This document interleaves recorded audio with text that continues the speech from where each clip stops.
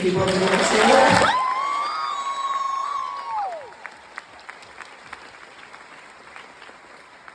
And I'm a soon-to-be graduate from SUNY Plattsburgh studying geology in December.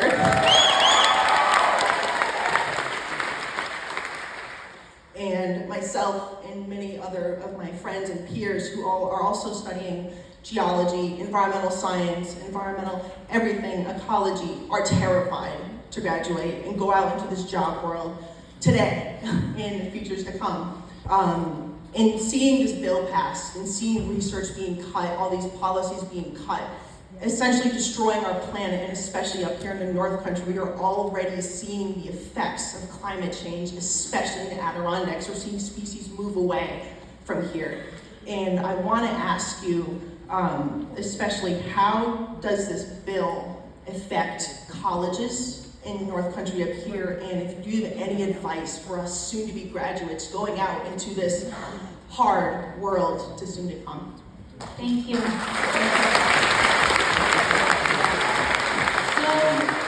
And listen, I don't want this to be all doom and gloom, but we also need to be real about what's going on here. This bill has actually has so many riders tucked into it for the oil and gas industry. And this isn't just about cutting support for wind and solar, which is what they're doing, but also what they're doing is that they're actually inflating investments and making it easier for the fossil fuel industry, more than even what the market supports right now. So that means creating and pumping and drilling for more oil and gas than what people even want. It means ending, for all the billions of dollars in fossil fuel subsidies that they support, it means ending the relatively much fewer supports and tax incentives for wind and solar. And it also has a massive jobs impact as well. There are a lot of jobs that are on the chopping block due to the Republican efforts to cut this support. And as it affects to climate change, this is something that's very important to me as well. And it's important not just legislatively, but personally. The Adirondacks are very close to me. I'm a backpacker, actually. I like, that's my way of trying to find sanity in those summer months. And the Adirondacks have always been a refuge for me when things have gotten really tough. You know, spending some time out there and connecting is so tremendously important. And the idea of it being at risk, a jewel of that being at risk for our state is terrifying. But I do think that something that is important is that the renewable energy revolution is coming. They cannot out-subsidize the market here and where we are going as a country. And the hard part is that Paul and I have worked really hard in how we do right by fossil fuel workers and the community of fossil fuel workers in this transition. Because believe it or not, when it comes to a lot of fossil fuel work, it's very compatible with geothermal energy. There is some necessity for drilling, but drilling what? We could be drilling oil out of the ground, or we could be installing sustainable geothermal energy systems and putting those same people with the same skills at work in a way that is better by our planet. And so I'm not giving up on that, and we've actually built some bipartisan consensus on investment in geothermal, and we have picked up some Republican support. Awesome. Alex earlier in her comments made mention of, not just being against something, but standing up for what we're supporting. And I think we need a Project 2026 and let the people know that we appreciate science and research.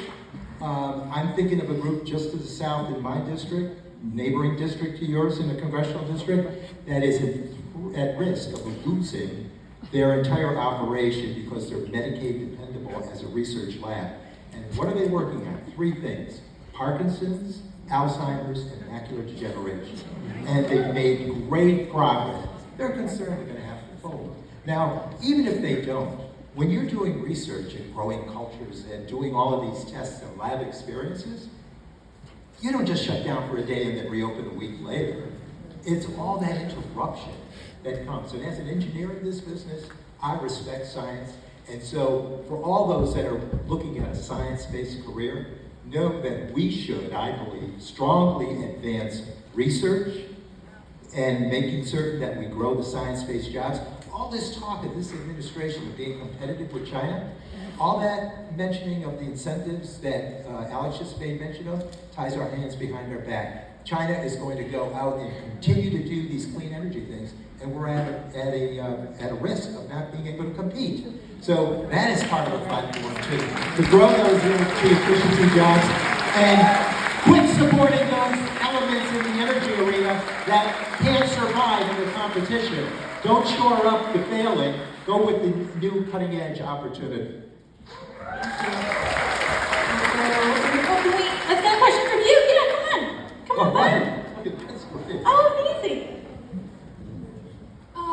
What's your name? What's your name? My name is Finnegan. Hi, Finnegan. Are you 41? So I am 10 years old, and I want to know if you're gonna run for president.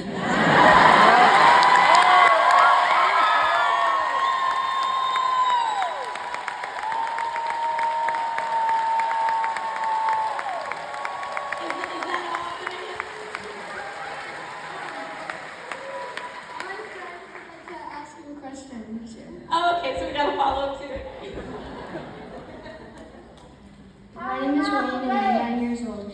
And my question is, what can kids do to help make the world fair for everyone, even if we're not old enough to vote? Oh, thank you.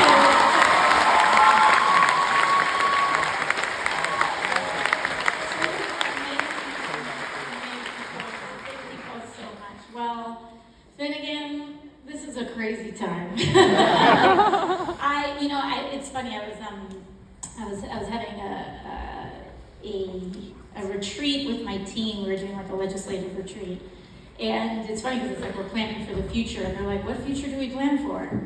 And for me, I think it's one of the things that, and I'm just being very real about this, but one of the things that's kind of often talked about in questions like these is that there's always this horse race kind of conversation. What's in CNN politics, and what does the polling say, and what does this say, and what does that say?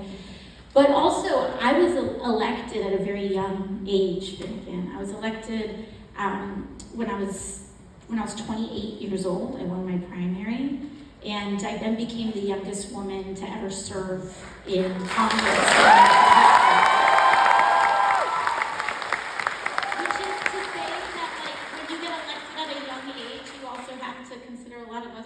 Too, and I don't know, we'll see, but I know with support from people like you make me feel like I can do anything. So.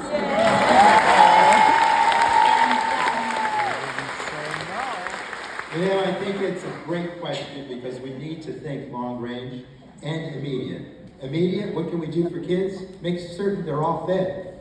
This whole thing of taking food out of the mouths of children.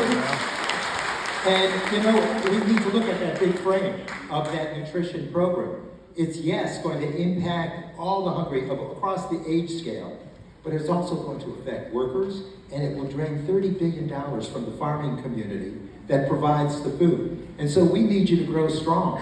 And so nutrition is a big part of your development. Nutrition is a big part of staying well or recuperating for the senior community. So it affects everyone. And then to your future, I think it's so important for us to leave you a better planet because it's important that the air you breathe is cleaner, the water you drink is safer, and we go forward making certain we're better stewards of our environment and of our planet.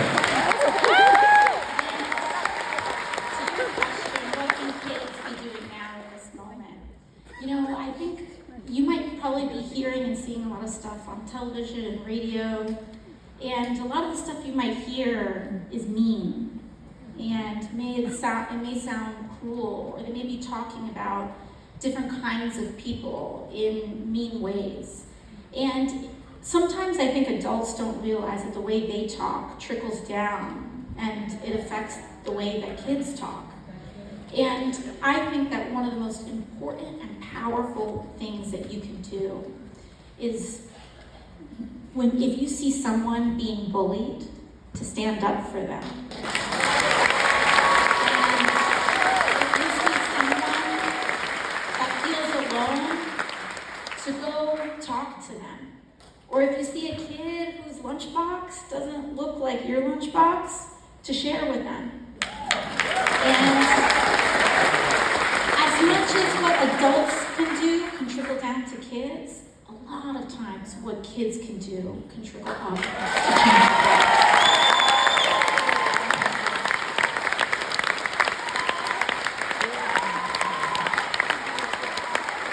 Right here, Alejandro, go right here.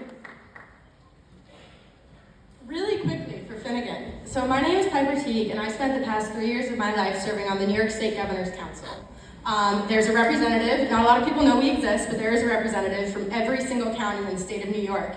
And I know for a fact, if any of the kids in this audience are 13 years old, my seat in Franklin County just got vacated. So go online and apply. It's a great opportunity. I love it. I'm moving into a position as an advisor, and I highly recommend if you are able, check it out. It's a great way to get directly involved. It's a great way to raise some good trouble.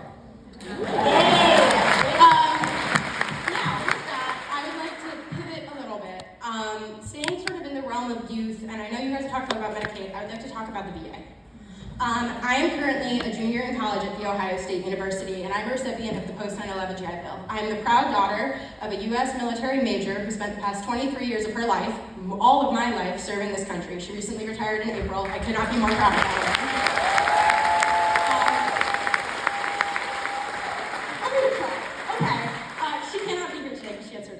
But shout out to my mom, I love her, I think she's watching live. Because of her, I'm a recipient of the post-9/11 Chapter 33 GI Bill.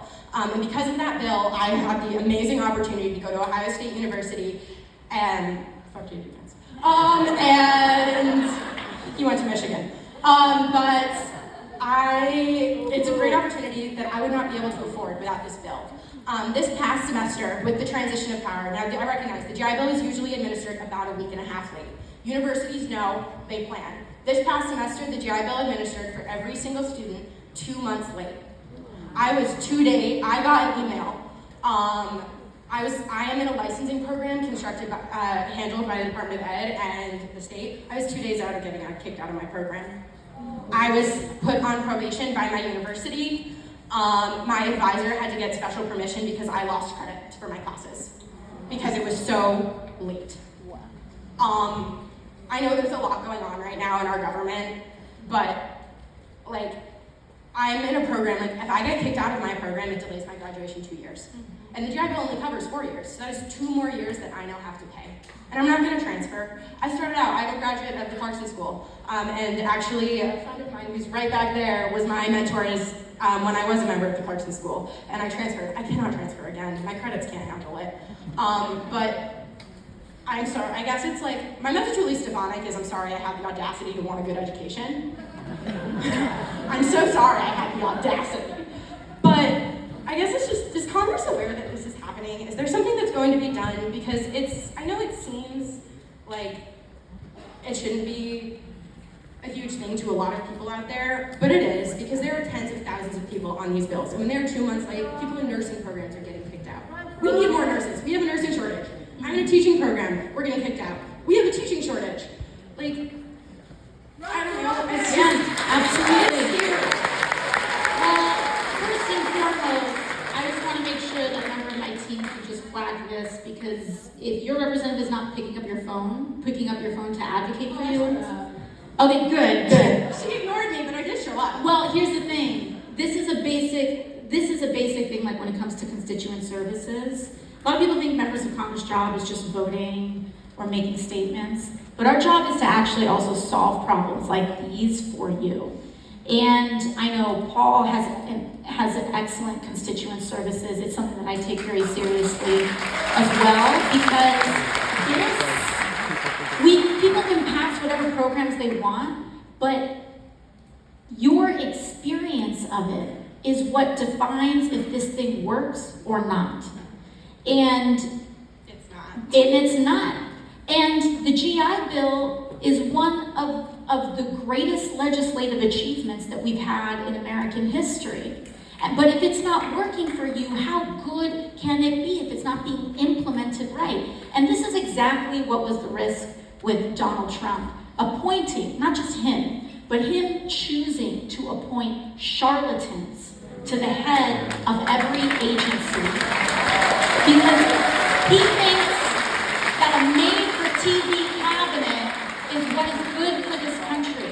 But what you actually need is a secretary of the VA and folks who are running the VA who actually know what they're doing, not what's just playing well on Fox News and who's got the best hair gel on. Okay? And when you invite other charlatans like Elon Musk and Doge, this is exactly the kind of stuff that happens.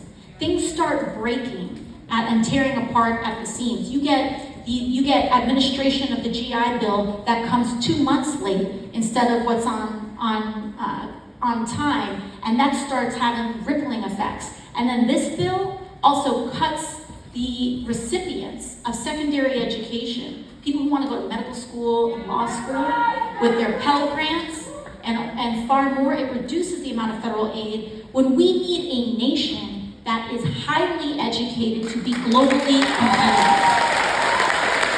So I want to make sure that we have someone connected on your issues, but also to use that as a platform of advocacy across the country. Alex, if I might, while we're on veterans benefits, by the way, thank you to all the veterans in the audience who have served this country. And in a special way, welcome home to the Vietnam era veterans. Thank you. We can't say that often enough. Welcome home. Yesterday, I spoke to a group of veterans concerned about VA, and the cuts, 17,000 across the nation to the VA system, and now they're proposing another 12,000. Why, they say? Because the numbers spiked. Well, it spiked since 2019 because one of the best things in decades that Congress has done with Democratic leadership was the PACT Act. And it covers those who have been exposed to toxins and toxic deaths.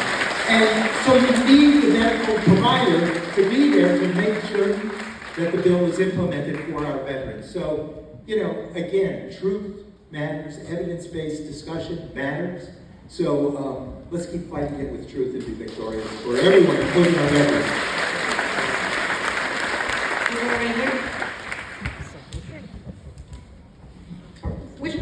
Wherever you go. Yeah, sure. Hello, some people, I know a couple people around here. I've been going by Ella, I'm trans, I've been out for a little bit, but I've been going by Valerie, been trying out something new. And the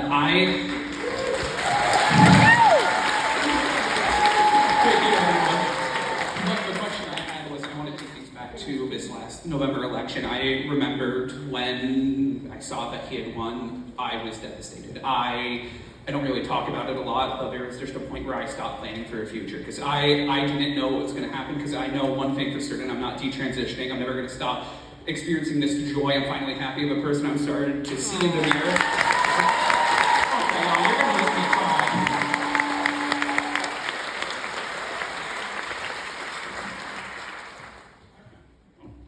Okay, sorry, it's not on. I didn't hear it. The question I'm trying to get at is, how do I start to fight? Because I know, there's a part of me that's looked at, how do I get out of this country? How do I run? But I've lived in this North Country for almost my entire life. I don't think I can bring myself to run, because it's not just me who's under a gun, it's my fellow members of the LGBTQ, my siblings that are under attack. How do I start to help fight this back? I'm sorry, what was your name? Valerie. Valerie? Yeah. Let's give Valerie a big round of applause.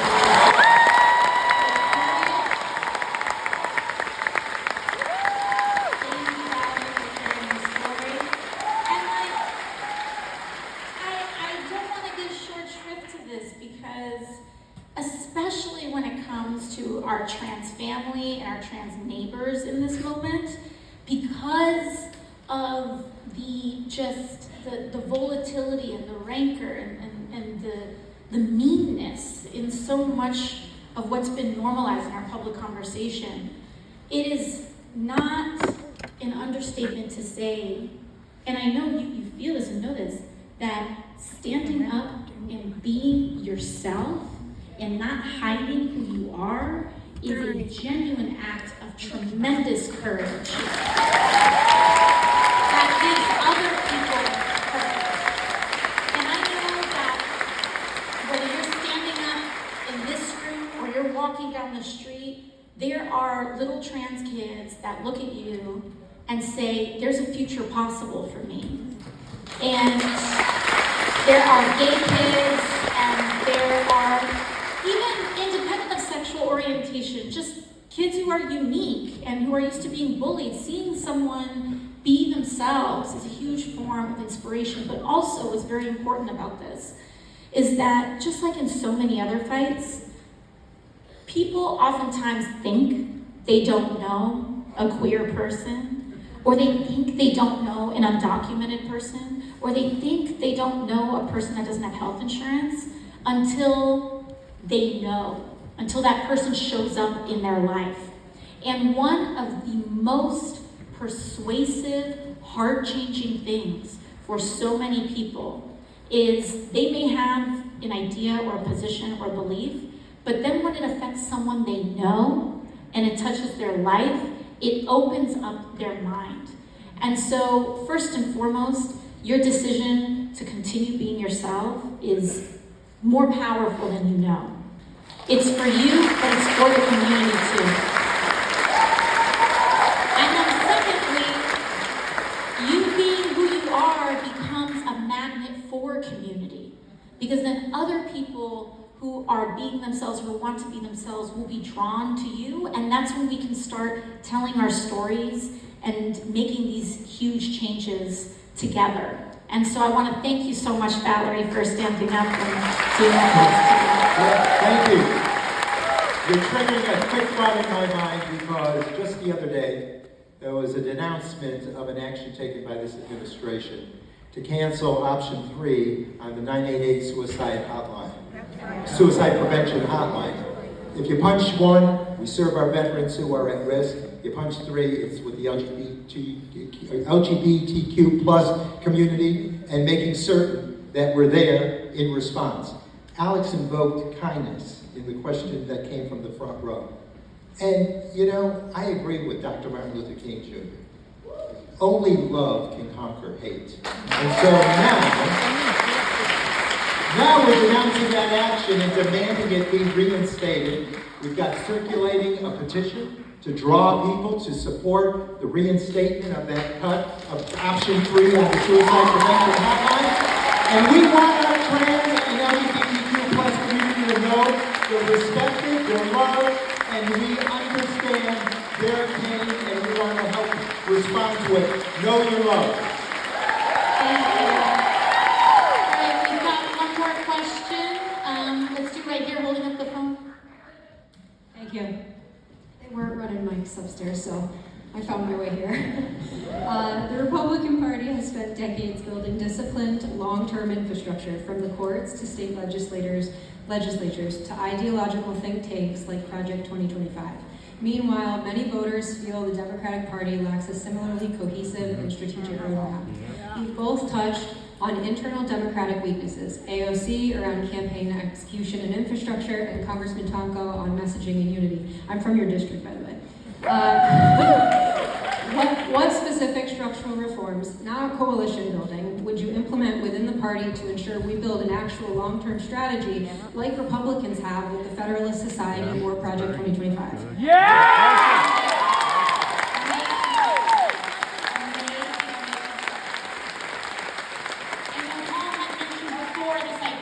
Project 2026.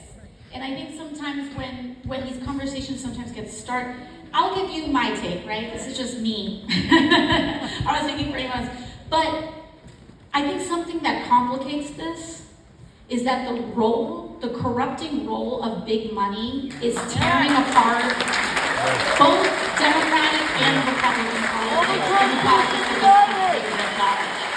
And the influence of billionaires has really had, it's not a partisan thing. The influence of big money in politics really sometimes prevents or can get in the way of advocacy for what especially people in the base of the Democratic Party, the grassroots of the Democratic Party believe in, because we believe in standing up to big money and big power.